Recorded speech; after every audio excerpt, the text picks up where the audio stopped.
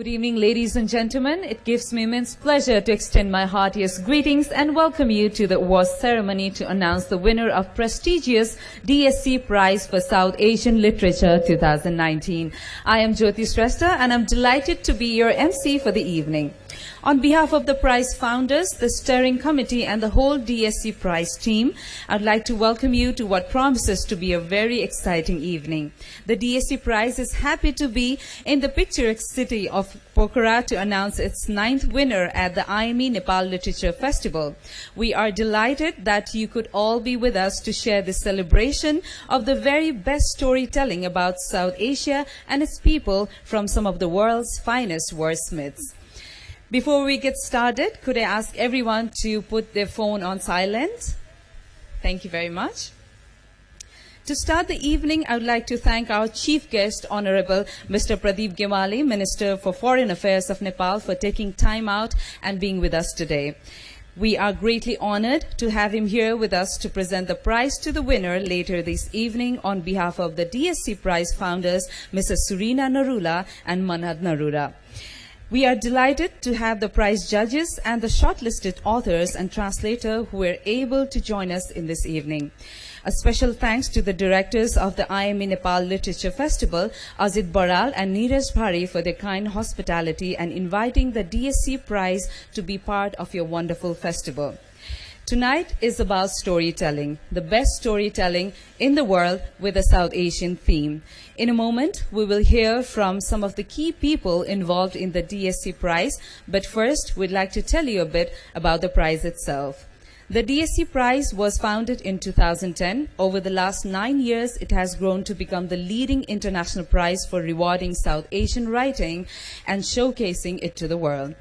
The winner receives $25,000 thanks to the considerable generosity of the DSC Group, a major global infrastructure company.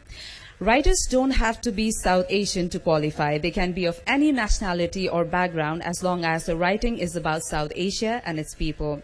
The prize vision is to reward the best writing about the South Asian region, defined as the following 9 countries: Afghanistan, Bangladesh, Bhutan, India, the Maldives, Myanmar, Nepal, Pakistan, and Sri Lanka.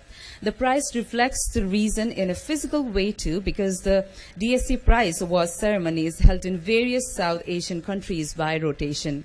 So the winner of the DSC Prize 2016 was announced in Galle, Sri Lanka, the DSC Prize 17 in Dhaka, Bangladesh, the DSC Prize 2018 in Kolkata, India, and this year we are delighted to be here in Pokhara, Nepal to announce the winner of the DSC Prize 2019.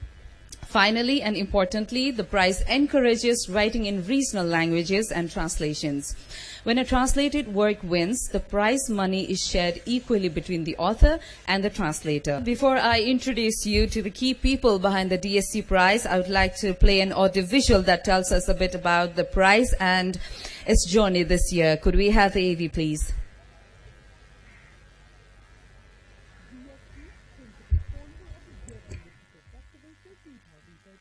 Also founded the DSC Prize in 2010 to celebrate the rich and varied world of South Asian literature.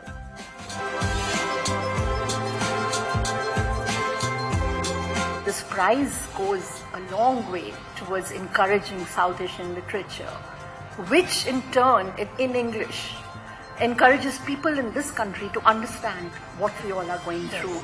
DSC Prize is an effort to not just recognize and reward writers, but to also be a vibrant and dynamic platform for moving and thought-provoking storytelling and be more inclusive in encouraging literary achievements.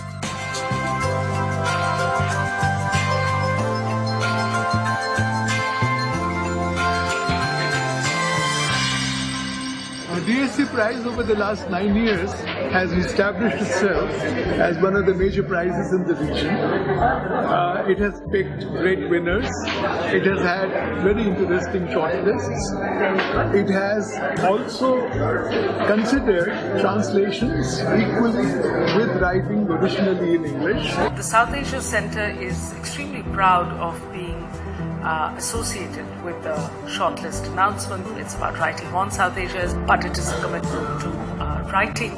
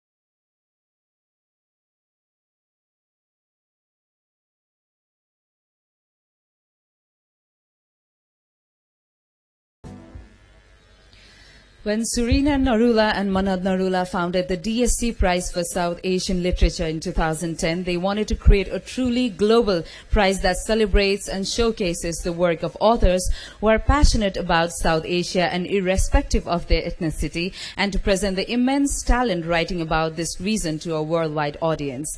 Serena Narula is a UK and India-based businesswoman and philanthropic fund for street children. She's also the founder, sponsor, and an advisor of the Jaipur Literature Festival.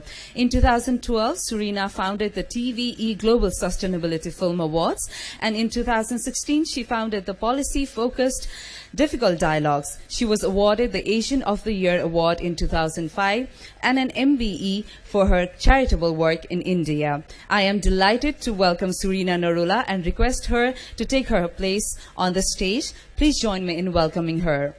Neeraj Bhari, director of the IME Nepal Literature Festival, would now like to present a memento to Mrs. Serena Narula.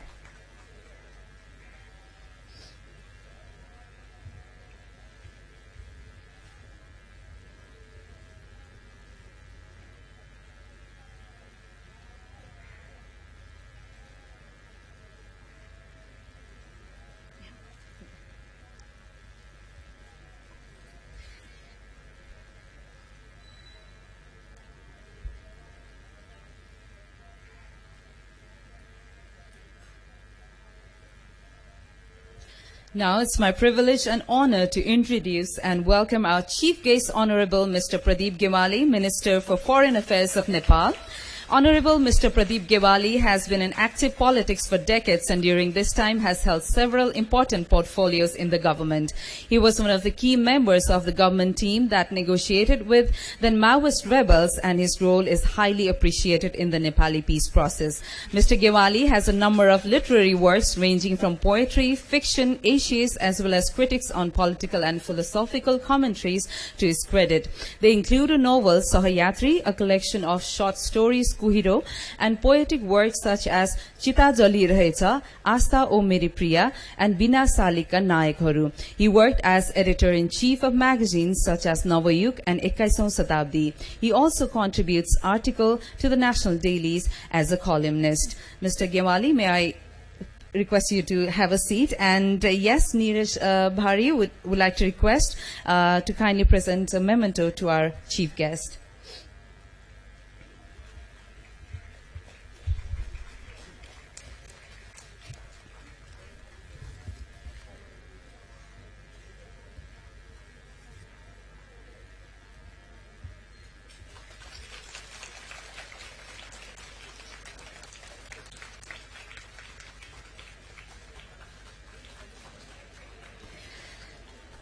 Mrs. Narula, could I invite you to say a few words about the DSC Prize for South Asian Literature, please?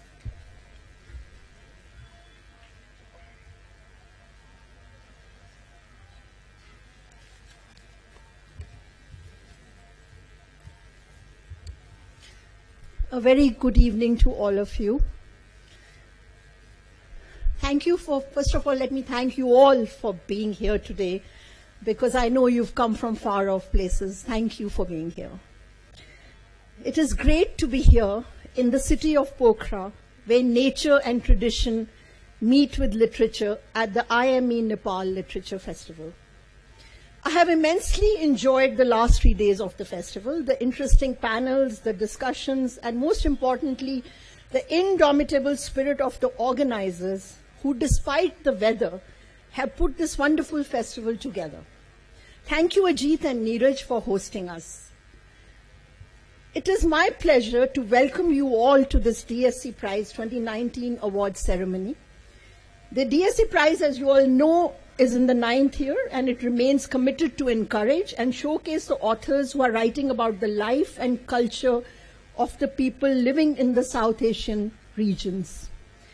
One of the prime reasons for actually carrying on with the prize is that I live in London, and I often find people around me, you know, my English friends, my children's, fellow students, friends, they know very little about our culture and our region.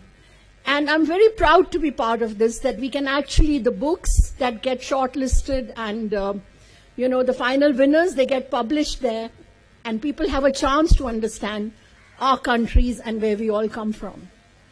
There are 20 million people from India alone that live abroad, the diaspora. So there's a huge number of people that do read these books. As part of our South Asian focus, we have been announcing the prize winner in different South Asian countries by rotation. One of the reasons for doing that is also that we are touring in these countries to encourage publishers to submit more entries. There have been very few submissions from Nepal, and I hope Nepal 2020, that's coming up, the tourism event, will encourage more people to write about this region. And also I met a lot of publishers who are in the beginning a little bit laid back about putting in the books for the prize. I just feel whatever the writing, please submit it. Let the jury decide whether it's good or not. So please, let's have more submissions from you. There are several things I would like to say. One, yes, I work for the environment also. And there's something I have to tell you, that today morning I decided to go and meet somebody in a typical village here. So I went up to a place which was called Christie. And I went up 20 minutes walking up very steep stone steps to a lady's house whose name was Lakshmi. So she has this house in a beautiful setting with orange trees all around, and it was just a superb place to be, environmentally, fresh air, and everything was wonderful. But the sad part was that this lady, who was probably 10 years younger than me, had to walk up and down, bring water up because there was no water there. Facilities are very meager, and through the years her knees have gone. She breathes very heavily because it's all that carrying of water, etc. So my request is that if we want the environment to remain as beautiful as it is, let's empower these people, give them the means, give them water where they are so that they don't have to leave these beautiful places, make their houses better. Let's not change the environment by bringing in, businessmen and putting up hotels up there. Let them be where they live. I loved the lady. We had a long conversation, and her granddaughter was there, Sonia, who actually spoke English and explained us in Hindi everything. So I'm so glad to see the progressive Nepal that's coming up. But I wish she would go back, and there should be a beautiful house for her. Why should she live somewhere else? And not so, it'll be polluted soon if there are so many people leaving the villages and coming here. Another thing, I must make this point. Democracies in South Asia are under a lot of pressure, as we can also see by the incidents unfolding in India yesterday. It falls on the spirit and courage of writers, journalists, and the media to continue to do the right thing and not get discouraged by violence. I admire you all for choosing to be writers, journalists, and media, to do such a difficult task of being the conscience of the people. Please keep it up. Thank you so much for being here, and thank you for doing what you all do. I would also like to thank all the key dignitaries, literary enthusiasts, and friends who are here. My sincerest gratitude to Honorable Mr. Pradeep Cavalli, Minister for Foreign Affairs of Nepal, for taking time out from his busy schedule to be the chief guest for today's event and present at the DSC Prize 2019 trophy to announce the winner. A special thank you to the shortlisted authors and translators who are here, and the jury who are here as well, who have gone through the 90 books that we received this year. And I must say that every year when I read the books, I always have a personal favorite. Most times he doesn't win, maybe he does at times. On the 9 times, I think 4 times my favorite has won. But let me tell you, the shortlisted books are so, they're so equal when you read them. So don't be disheartened if you don't win tonight, but somebody will. Thank you I also need to thank the jury for reading 90 books. My God, that's quite a task.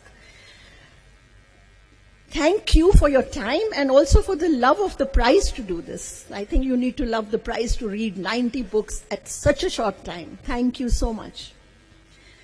I know you're very keen to find out who the winner is. So am I. So let me not hold you any longer. But before that, I just need to thank my team. They have been wonderful. Bosher, you've really done a great job. Amrita for being here. Kapil for doing all the logistics. I don't know where he is. I think he's at the airport trying to fix some flights. Even today, he's here. Great. And Pradeep for doing wonderful social media work. And Nimrat, all of you for being here. Thank you so much for the team whom I haven't taken names of, who are there in Delhi as well, working away.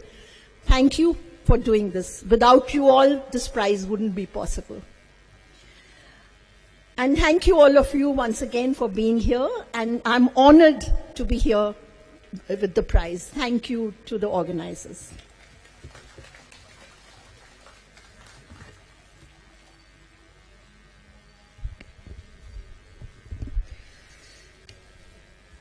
Thank you very much, Mrs. Narula. I'd now like to introduce the 5-member international jury panel for this year's prize and invite the judges to the stage one by one. They have had a truly monumental task over the past few months with days and nights of reading, discussing, deliberating, and arguing to bring the initial 90 eligible entries down to one winner. Heading up the jury is Harish Trivedi, jury chair, former professor of English at the University of Delhi, who has written extensively on colonial and post-colonial literature. Professor Trivedi, may I please request you to come on stage and be seated. Neeraj Bhari, please kindly present a memento to Harish Trivedi.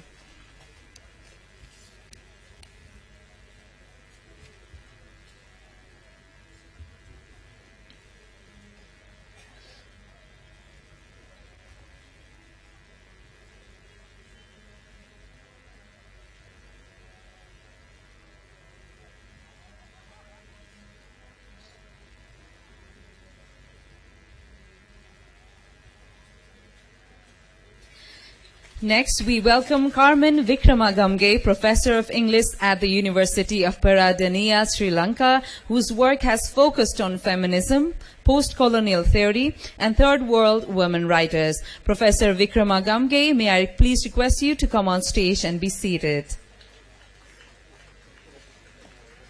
Also would like to request Neeraj Bhari to kindly present a memento to Carmen Vikramagamge.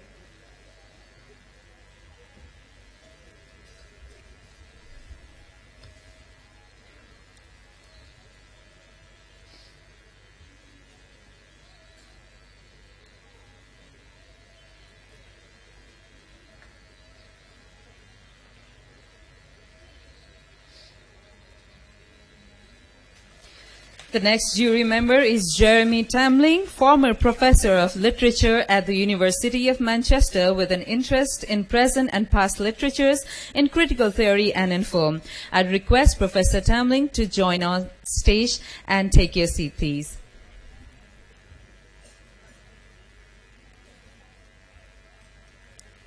I request Neeraj sir to kindly present a memento to Jeremy Tamling.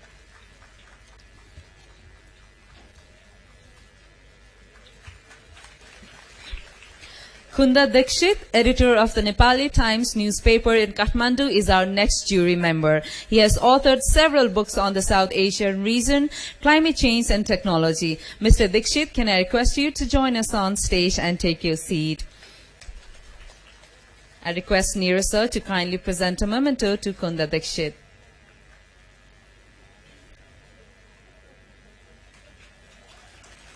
And our final jury member is Rifat Munim, a bilingual writer, essayist and translator, and the literary editor of Dhaka Tribune in Bangladesh with special interest in South Asian English writing. It is my pleasure to request him to come to the stage and be seated. I'd like to request Neeraj sir to kindly present a memento to Rifat Munim.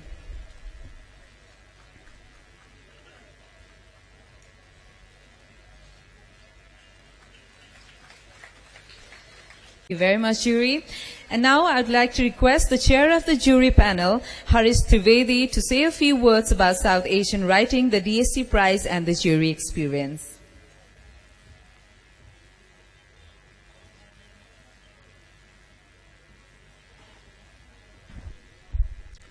Honorable Foreign Minister, fellow Serena ji, founder of the prize, due to whose generosity and vision we are here, fellow members of the jury, it's such a pleasure and an honor to be in Nepal at the Nepal Literary Festival. I make a statement which is the formal written statement that will be part of the press communique that will go out as the official version of the event. And after that, less formally, I will add a few remarks on what I have to say. There's an official side to it and there's an unofficial side to it. First, the official statement. South Asia is now perhaps more visible and more omnipresent than ever before. There is a South Asia at home and a South Asia abroad, and both inhabit a shared literary space of writings originally in English or translated into English. The DSC Prize for South Asian Literature is the only prize which encompasses 9 different countries in South Asia and the diaspora. And this year, we also received entries from some writers with no ethnic connection with South Asia who live in North America. As for the jury members, located in 5 different countries, reading 90 novels in 90 days was a transformative experience. I will have a little bit more to say about that later. Over the months, we arrived at a diverse and inclusive long list of 15 and then a short list of 6 novels representing the polyphonic richness of the region. It is out of this collective literary churning, lasting for 7 months, that there has emerged a winner whose work subsumes the sensibilities of the region. South Asia as a term is a new term. It's not a historically old term. It was invented, I understand, by the US Pentagon after the Second World War. They divided the world into many regions which they could supervise and have dealings with, and one of them was South Asia. But over the years, South Asia has become a term adopted more and more widely in place of India, and South Asian studies have replaced Indological studies, Oriental studies, and so on. One advantage of calling it South Asia rather than by any other name, including the Indian subcontinent, is that it's a more neutral term. For example, when Premchand is read in Pakistan, he's an Indian writer, but they can call him a South Asian writer and claim him. When Faiz Ahmad Faiz is read in India, he's a Pakistani writer, but we can claim him by calling him a South Asian writer. There's great value, therefore, residing in this term, and that is why this term has become increasingly popular. The DSC prize carries a lot of prestige, and together with that, a purse of $25,000. This year, as I mentioned to you earlier, we received 4 entries, 2 from Canada and 2 from the USA, of novels written by people who have no ethnic connection with South Asia at all. It seems to me that one of the reasons is increasing interest in Asia, in South Asia, the investment of imagination in South Asia that people from all over the world feel. But a minor reason may also be that the sum of $25,000 is visible even in the West. It's not a small sum. As about the jury procedures, Well, 90 novels in 90 days. I said it was a transformative experience for us, and the first thing is transformed was our idea of what reading means. There are many ways of reading a novel, and some go quicker, and some go very slowly, and is decided by what the novel itself is. Does it grab us by the throat? Does it stop us in our tracks? The process of reading 90 novels in 90 days is comparable to eating an apple a day, which keeps you physically fit. But reading a novel a day is good for your soul, believe me. The procedure is now over, but I think we'd like to keep up the habit.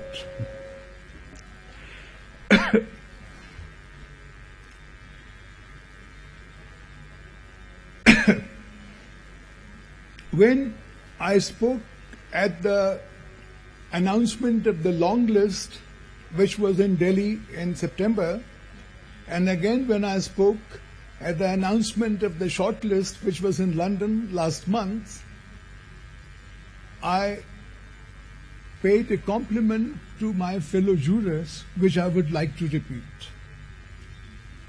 I do not know as we read, but each one of my fellow novelists, fellow jurors, is certainly a genius. They have a mind of their own, they have original opinions of their own, and they express them very cogently and vigorously with great felicity in communication. The result is that each one began with very strong ideas of which novels were the best. And the process of reconciling and the process of harmonizing these opinions has been an extremely exciting and educative one for all of us. I said on both those earlier occasions that when we actually met, and this is the first time we met actually, we belong to 5 different countries and bring 5 different sensibilities to our task. I said that when we met finally here in Pokhara, there might be blood on the floor. And the director of the prize, who was waiting outside the boardroom, I think had a mop and a bucket ready to see the blood streaming out. But I'm delighted to tell you that we have a winner, as I said, and it did not take all day for us to arrive at that. Last thing I'd like to say to you is, after we've arrived at a shortlist, particularly for a prize like this, we hardly know how to proceed. Comparing 6 different novels, each worthy of winning the prize in all our opinions, is an impossible task. We have to compare them and we have to choose one. It's like comparing apples with oranges, with pears, with bananas, with chiku, with lychee. How do we proceed?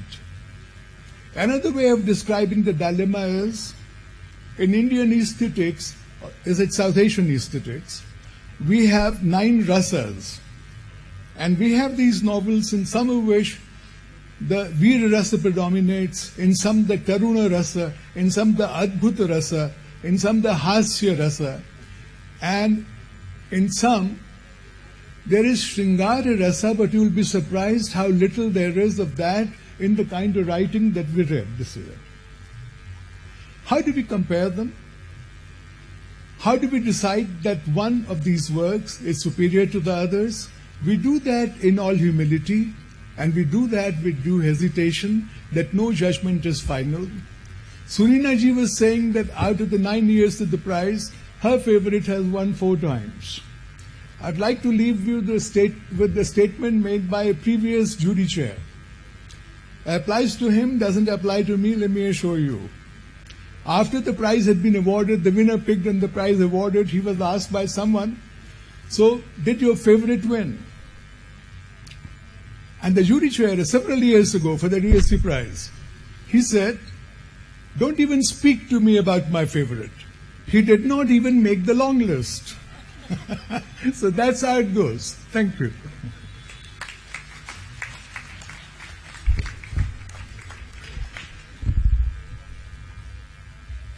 Thank you very much, sir.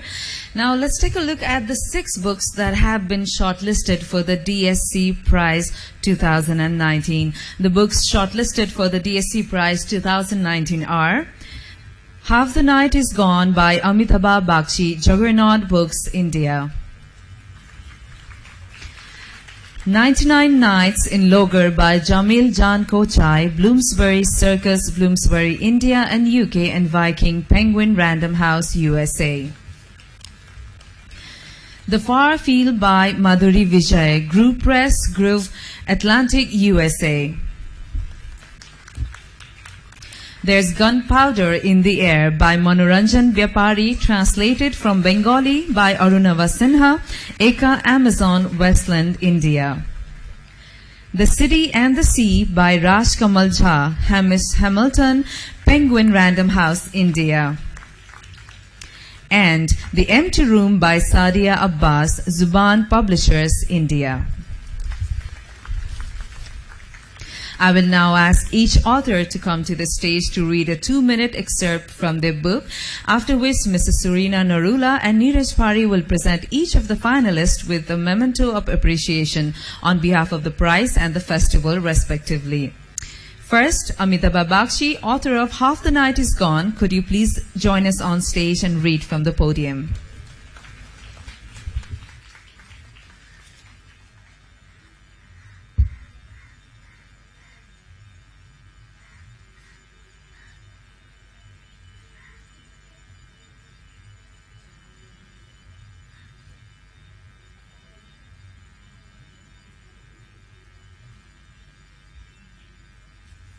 Thank you.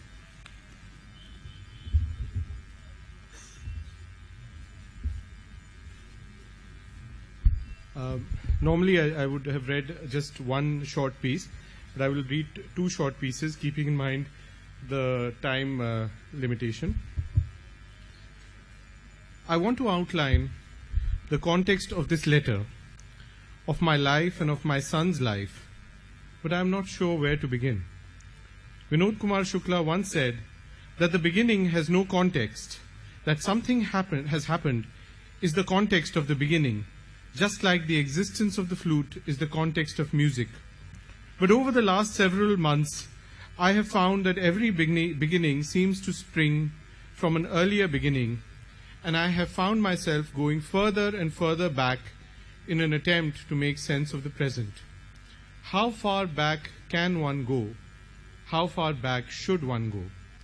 These questions are as difficult for the individual to answer as they are for a people, for a nation to answer. The poet Adam Gondvi, reacting to a difficult phase in our nation's life, once wrote, "हम में कोई खून, कोई शक, कोई Mongol है, दफन है जो बात, उस बात को मत छेड़िए," which means, amongst us there are Huns, Shakyas and Mongols. Let the facts that are buried rest in their graves. There is some irony in the fact that a man who took the pen name Adam, is so perplexed by the pressure of history on the present that he urges us to forget our origins and focus on who we are now.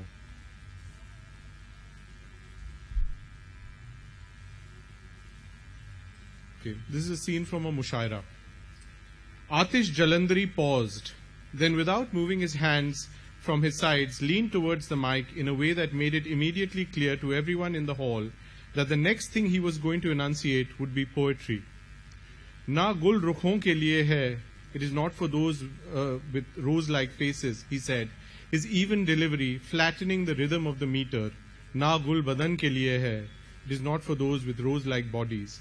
The line was not remarkable, not particularly remarkable. Its imagery of the rose and those whose face or body could be compared to it was customary, almost banal. But the indication that the next line would bring something that was to be denied to those whose physical attributes were rose-like, and the audience expressed that anticipation by floating a few tentative wahwas. Rafi Saab noticed that no one had repeated the line, so he fulfilled his obligation as master of ceremonies and repeated it himself over his mic. Na gul rukhon ke liye hai, na gul badan ke liye hai. The poet waited a beat after Rafi Sahab had finished and said, Mere lahu ki har ek boond, mere watan ke liye hai. Every drop of my blood is for my homeland. There was a split second of silence, of disbelief, and then the audience erupted. Masterji lost sight of the stage as everyone in front of him rose in their seats, their right hands pointing to the audience. Remarkable, what a couplet, encore, encore. Several people were reciting the second line, some of them over and over. When Masterji got to his feet himself, he saw that Atish Jalandhari was still standing in front of the mic in the same pose, his face as impassive as it had been. Thank you.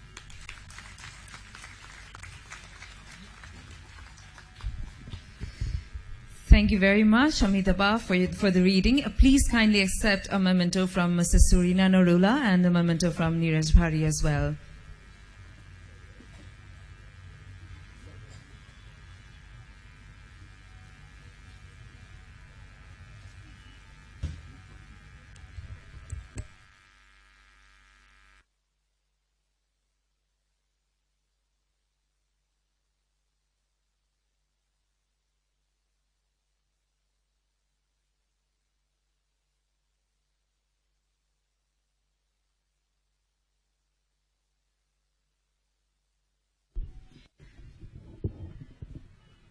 Next up is Jamil Jan Kochai, shortlisted for his novel 99 Nights in Logar. Jamil, please join us on stage and read from the podium.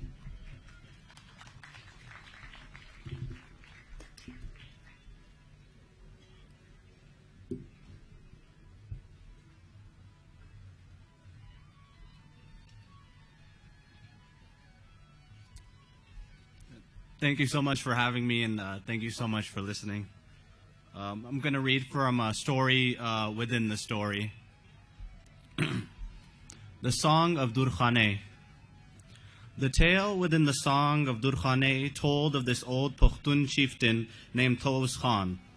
Early on in his life, Taus Khan suffered the woe of falling deeply in love with the woman he married, and when she died, at 18 and in childbirth, leaving him just one daughter, he couldn't ever bring himself to marry another woman. With time, this one daughter he had, whose name was Durkhane, grew up to become a reflection of her beautiful mother.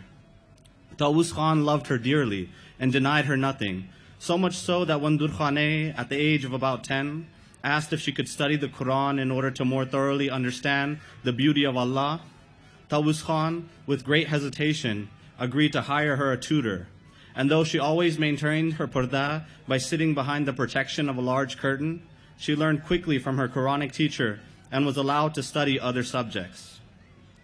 Eventually, Durkhane grew to become a scholar of great intelligence, beauty, piety, and kindness. For that reason, after Durkhane turned 16, a wealthy and well-respected suitor by the name of Payu Khan came calling for her dusmal.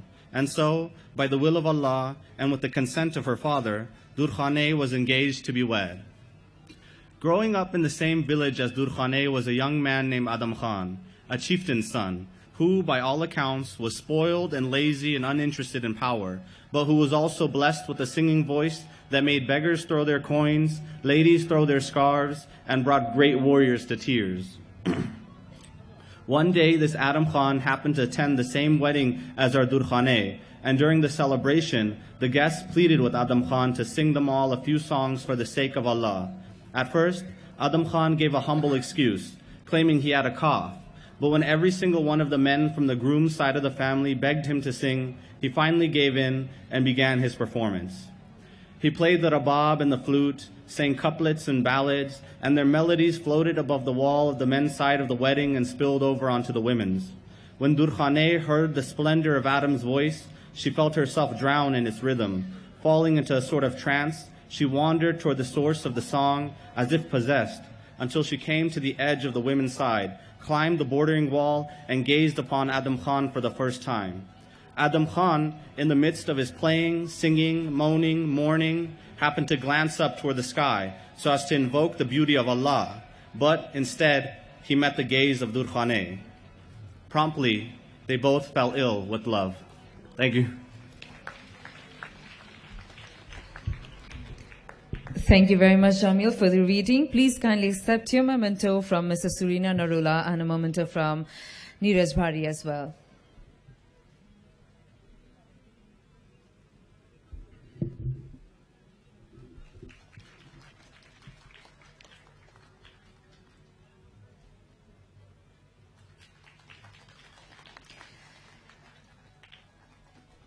Thank you very much.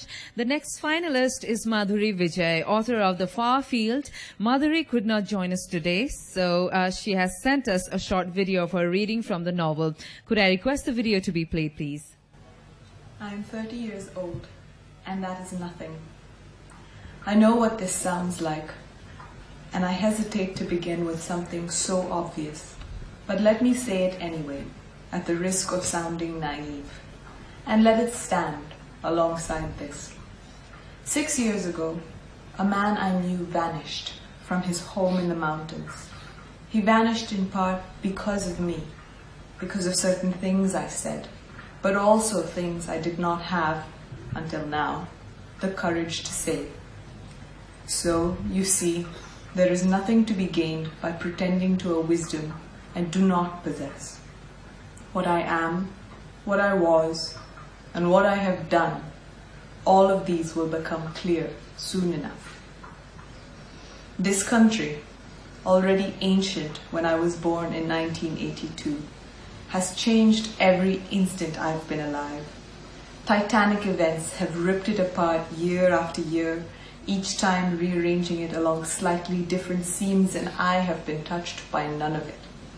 Prime ministers assassinated, peasant guerrillas waging war in emerald jungles, fields cracking under the iron heel of a drought, nuclear bombs cratering the wide desert floor, lethal gases blasting from pipes and into 10,000 lungs, mobs crashing against mobs, and always coming away bloody.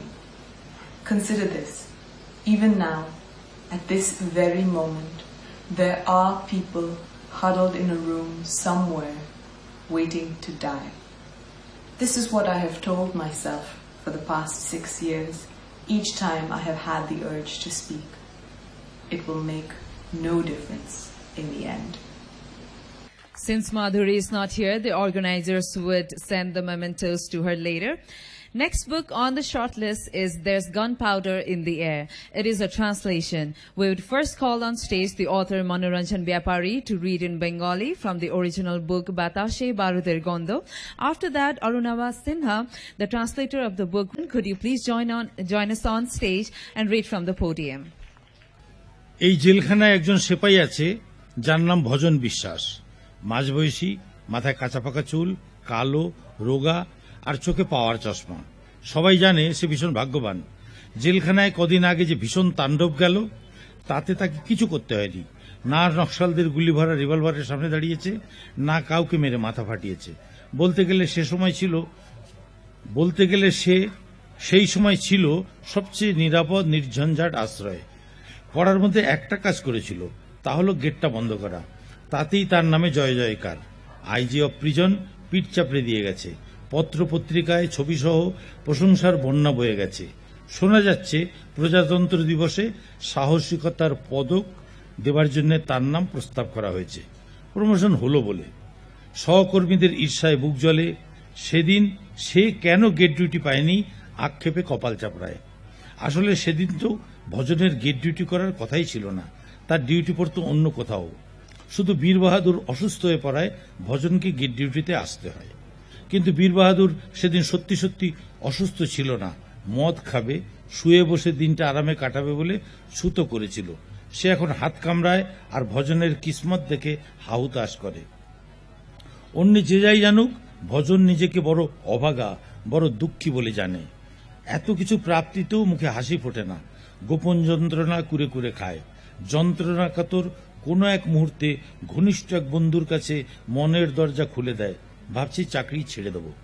কেন হে, এই চাকরি করতে আর ভালো লাগে না। কি করবে তারপর? 2 বিঘে জমি আছে, আর 2 বিঘে কিনে নেব, চাষবাস করব।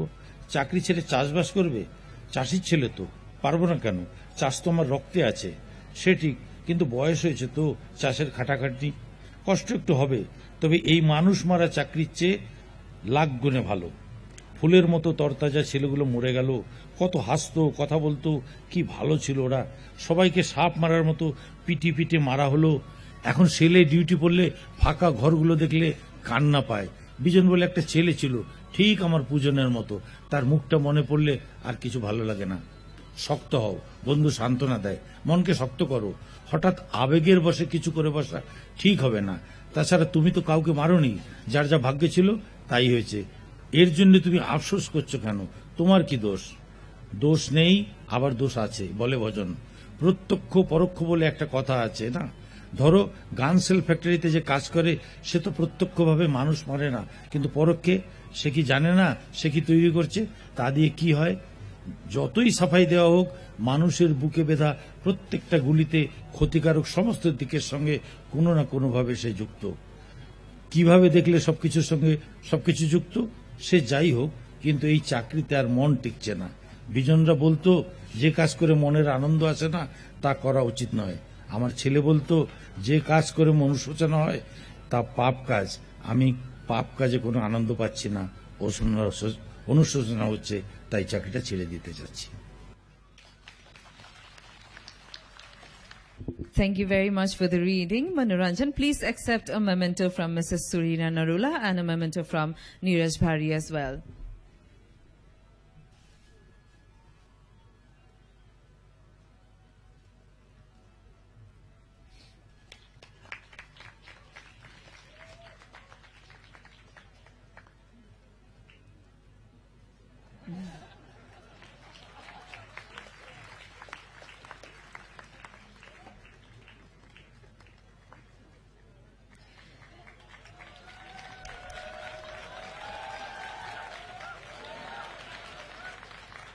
Thank you very much.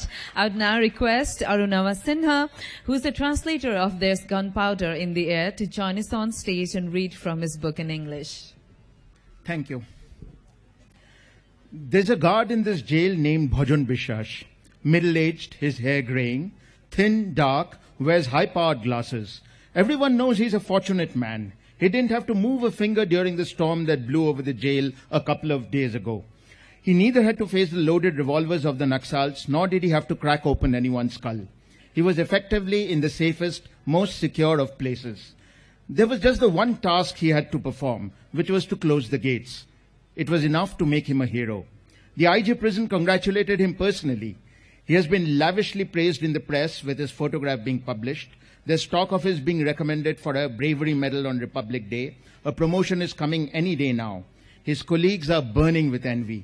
All of them are bursting with regret at not having been assigned gate duty that day. Bhajan was not supposed to have been there. It was only because Bir Bahadur had fallen ill that he was picked. But Bir Bahadur was not really sick. He had given an excuse. He wanted to drink and laze all day. Now he sighs at Bhajan's luck. What an opportunity he has lost. But no matter what others think, Bhajan considers himself unfortunate and unhappy. None of these accolades can bring a smile to his face. A secret agony eats away at him. In a particularly painful moment, he bares his heart to a close friend. I'm thinking of giving up this job. But why? I'm not enjoying it anymore. What will you do instead? I have 2 bighas of land. I'll buy 2 more, be a farmer. Can you really give up a job for farming? Why not? My father was a farmer. It's in my blood. That's true, but you're not getting any younger. It's hard work. Maybe. Still 1,000 times better than killing people. Fresh as flowers, all those boys, all dead. They'd laugh and sing, so cheerful all the time, all of them beaten to death like snakes. The empty cells make me cry when I'm on duty there. There was a boy named Bijon, just like my Pujon. When I remember his face, I feel like screaming. Be strong. Don't do anything impulsively. You didn't kill anyone. It was their fate. Why are you upset? Not your fault. Not my fault, but my fault too. It's a matter of direct and indirect responsibility. Someone who works in an ammunitions factory doesn't kill anyone directly, but indirectly he does. He knows what he makes. People can rationalize, but that man is connected to every bullet that lodges itself in someone's chest. He is responsible too. If you look at it that way, everyone is responsible. Perhaps, but I don't like it here anymore. Bijon and his friends said no work that makes you unhappy is worth doing. My son used to say anything that you repent having done is a sin. There's no joy in what I do, and I repent it too. Thank you. Thank you for the reading, Arunava. Please accept a memento from Mrs. Serena Narula and from Neeraj Bhari as well.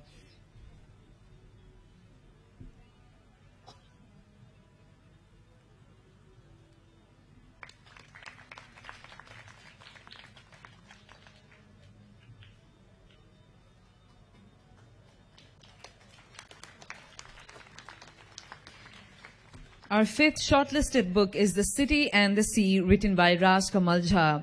Raj, please join us on stage to read from your book.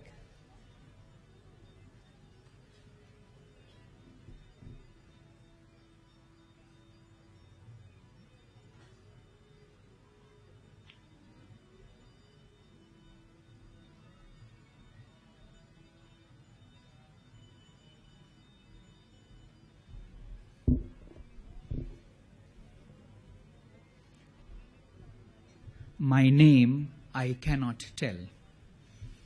There is a law in my land to protect me, to make sure that I am not shamed. It does not to be mentioned in public. This means I will have to whisper it under my breath. And if you wish to hear, you may need to move a little closer to where I am, or wait for a while for the noise of small things to fade. In this hotel lobby where I sit, in this silent town by a sea 6,000 kilometers away from home. The sound of guests, for example, they're checking in, they're checking out, they're tying tags to suitcase handles, the snap of elastic, the tap-touch of fingers keying in their card pins. We could wait for the night to fall, for the guests to leave, some to step out through the revolving door into the street, some to walk up to their rooms, others to disappear like shadows do in the night. That's when I will say it, my name. I shall break the law. I shall speak the unspeakable. You will know who I am. But what's the hurry? I'm not going anywhere. I cannot go anywhere. So let's wait for my kid and his father, for them to come home from the hotel front yard where they have gone to watch snow for the very first time. My son says he will return only when he's all white, when his hands freeze, when he can't wiggle his fingers in the mittens we bought at the airport.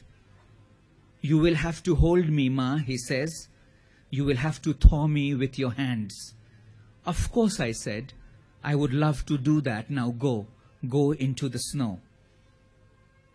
Here they are, back in the lobby, the child and his father, snow cold, snow wet. We can't go to dinner like this, I tell them. You will catch a cold. Your shoes will stain the floor. Let's go to the room, and then we can all come down to the restaurant. As we walk up the stairs, we hear our feet against the carpet. The wooden handrail is warm, as if there is a heating coil running along its length. The staircase is so narrow, we go up in single file. I'm in front, the kid next, then the father. We step onto the landing, we walk towards our room. The sun races ahead. Snow melt drips from him onto the floor. He takes the key card from his father and he says, I will open the room. Let's wait for him to open the door on his own, his father says. Let him learn. And I say, of course, let's wait. Freeze this frame. A kid happy, a kid very excited at being able to open a hotel door for the first time all by himself. His parents waiting to walk into the room to change for dinner on the first day of their first overseas holiday.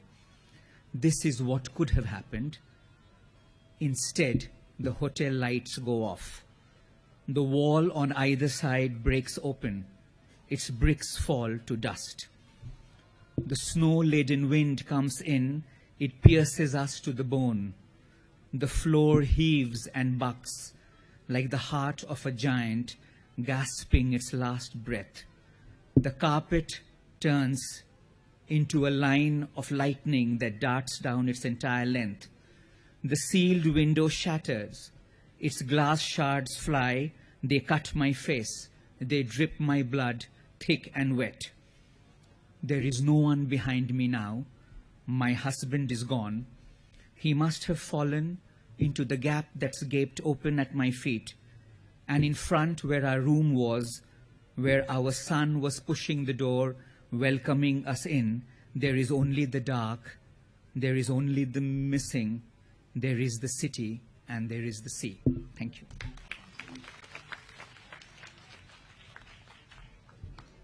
Raj, thank you for the reading. Please kindly accept your memento from Mrs. Serena Narula and Neeraj Vari.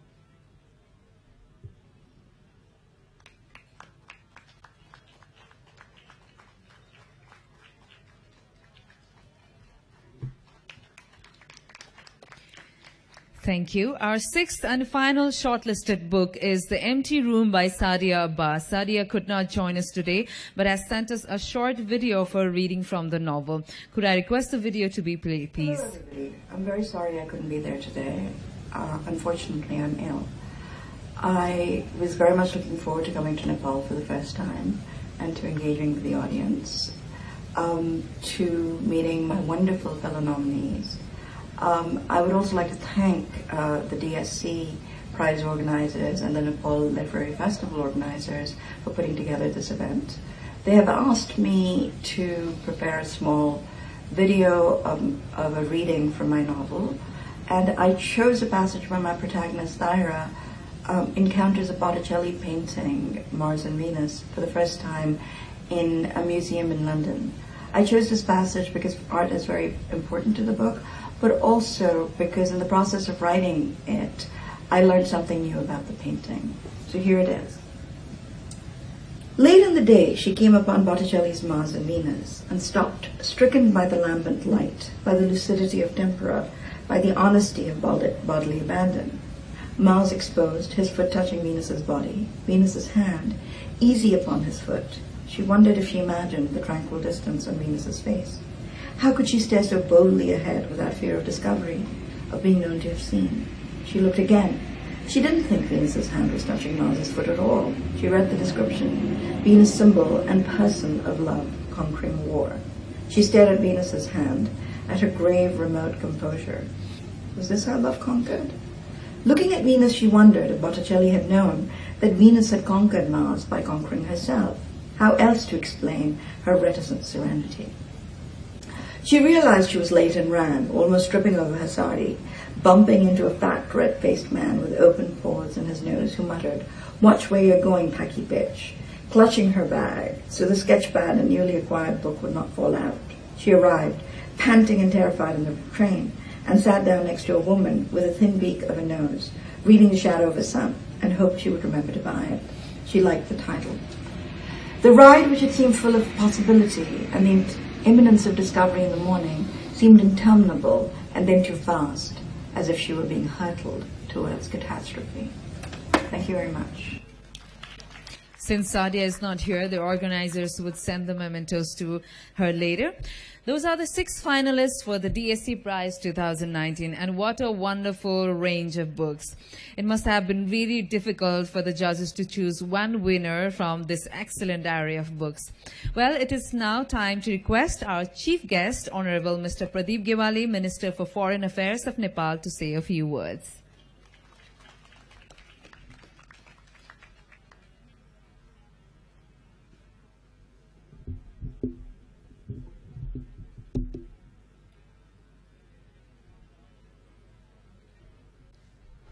Ms. Narula, esteemed members of the jury, Neeraj, Ajay, and all the organizers, eminent scholars, ladies and gentlemen, namaskar, good evening. I am feeling extremely honored to be the part of this closing ceremony of 8th edition of Nepal Literature Festival and the DSC Prize Award ceremony in Pokhara. I wish our foreign friends, guests, they have enjoyed our nature and culture. They have fond memories to Nepal. I extend my sincere thanks to the organizers for not only organize this wonderful event, but being successful to continue this event over the years. Very often, literature, culture are not given priority by the governments, by the even civil societies. Sometimes they are discarded as a meaningless or secondary thing. However, the enthusiasm, the excitement, the wide range participation in this event is a strong message that literature, one of the core elements of the society, and it is still relevant and will relevant in the days ahead as well. Today, the DSC Prize for South Asian Literature is going to be awarded. It is still a mystery who is the winner. I express my congratulations in advance to the winner and to the finalists as well. South Asia is blessed by its ancient culture, glorious history, and very diverse cultural heritage. However, it is the region which is very less integrated. Integrated in the means of physical connectivity, integrated in the means of digital connectivity, and the people-to-people connection as well.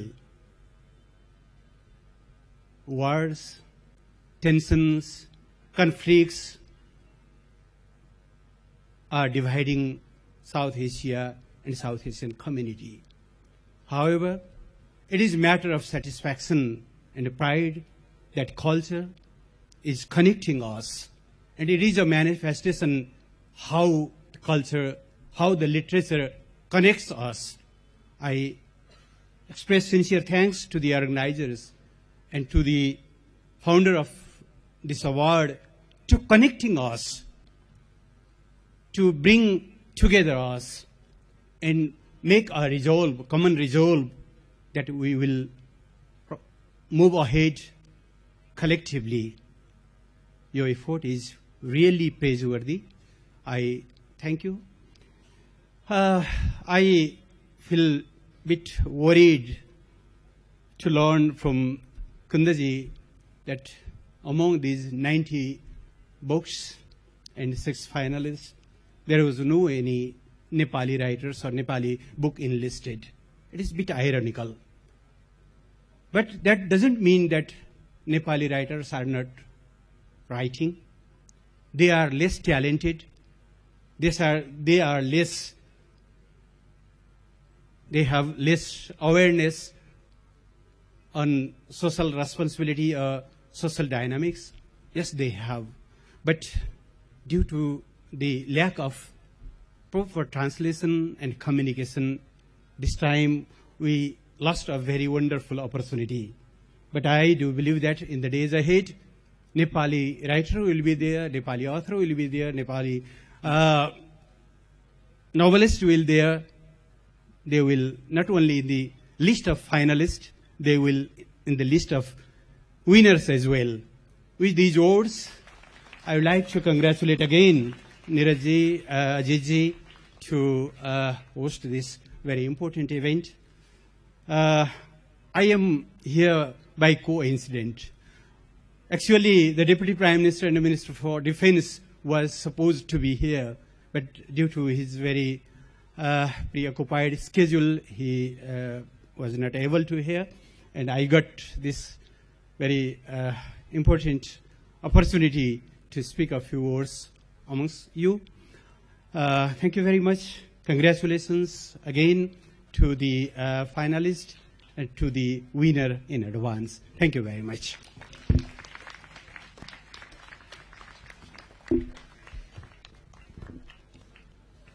Thank you, Mr. Cavalli, for the wonderful speech. It's an honor to have you here with us today.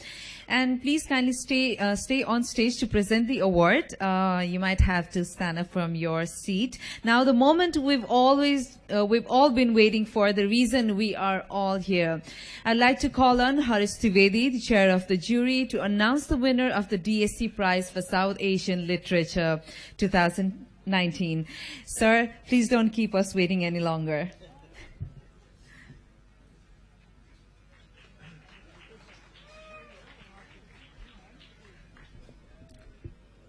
The minister just expressed the hope that in future years there'll be entries for this prize from Nepal, and there will be finalists, and there may also be a final winner of this prize.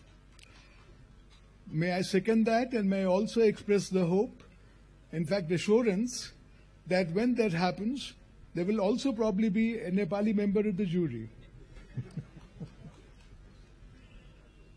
I'll just add again, I'll say again, that all the 6 finalists were worthy of winning the prize. They could have been the final winner, any one of them.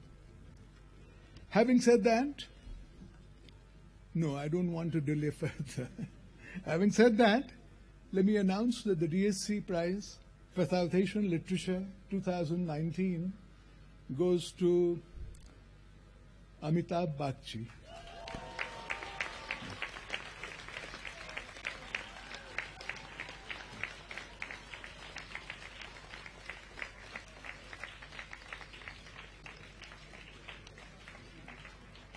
His novel,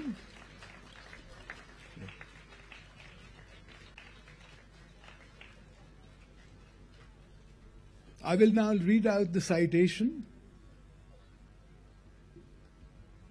His novel, Half the Night Is Gone, is written in English, but feels like a book written in an Indian language and has the authenticity and the interiority of a work in translation without being, in fact, a translation. All subcontinental writers in English since Raja Rao in 1938 have striven, as Raja Rao put it, and I quote, to express in a language that is not one's own, a sensibility that is one's own. And this novel evokes the sensibility of not one, but 3 Indian languages, Hindi, Urdu, and Sanskrit. It weaves together 3 parallel stories, interrogating the relationships between men and women, fathers and sons, masters and servants, and the nation and the individual. It is epic in scope, profound in its exploration of class and gender, and elegantly assured in the way it infuses English with Indian wit and wisdom to achieve an unprecedented commingling of different literatures and cultures. Amitabh Bachchan. Thank you.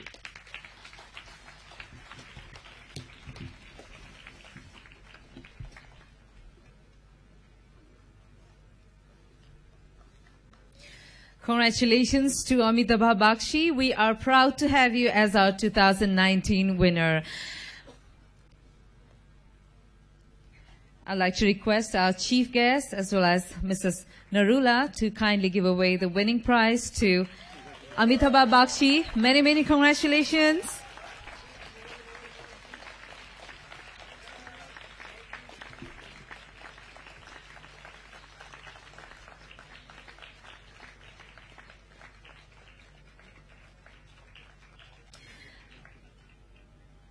Amitabh Bachchan, could you please say a few words, please?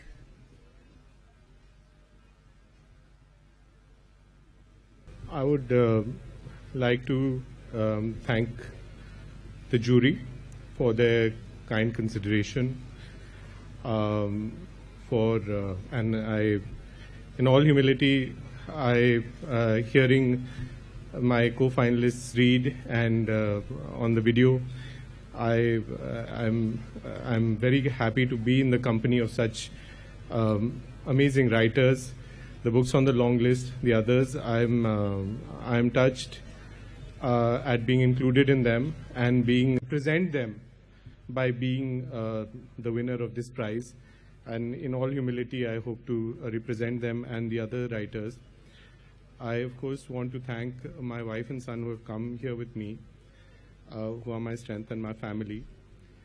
I would also like to thank, actually this book itself is an effort to thank all those who have come before us, whether it's Jaydev in Sanskrit, Tulsi and Jayasi in Awadhi, Ghalib, Munir Niazi, Parveen Shakir, Radam Gondvi, others whose names are not remembered but who have contributed to literature, who have contributed to the poetry of our lives. I want to say that today in my country, in all of our countries, but in my country things have come to a boil. There is an effort to create hatred. Hatred is created by sucking the poetry out of life, out of our daily lives. And when we write books, we try to inject a little bit of poetry back into life. It is a process that we do in all humility, in the hope that by bringing that poetry back into life, we will bring the possibility of love and togetherness, that vision of love and togetherness that all those who have striven to work in literature, in poetry, have done over the centuries. It is a small effort to return to all of them something for what they have given us. I would like to thank all of them. I would like to thank all of you and the jury. Thank you. Congratulations once again. Amitabh, before we let you go, I'd like to request you to kindly have a group photo, and I would like to request our chief guest and jury member to please come forward for a proper group photo.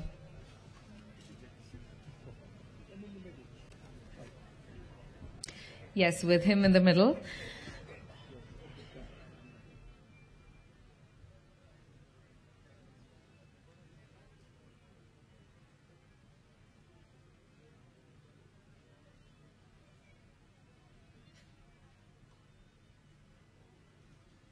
Thank you very much. And before we end our special evening, I'd like to say a few words of thanks on behalf of the DSC Prize.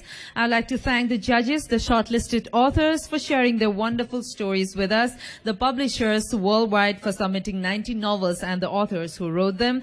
Our heartfelt thanks to the IME Nepal Literature Festival for hosting us, and to Mr. Cavalli for his time. Finally, thank you to all of you in the audience for being here to help us celebrate South Asian literature. Before we close, could I ask the press to join the winner and the DSC Prize team on stage for media interaction? Thank you all for coming, and good night.